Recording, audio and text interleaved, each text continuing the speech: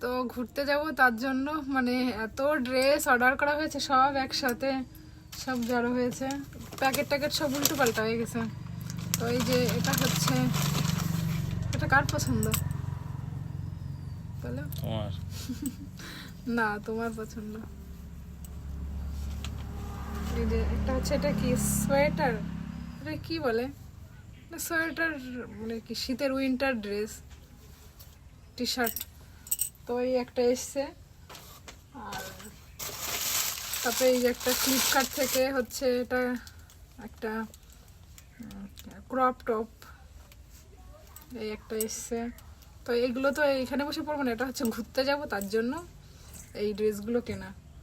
তারপরে এই একটা আর একটা, কই সব উল্টো পাল্টা হয়ে গেছে রে, একটু উল্টো করা তো নাকি। তারপরে এই একটা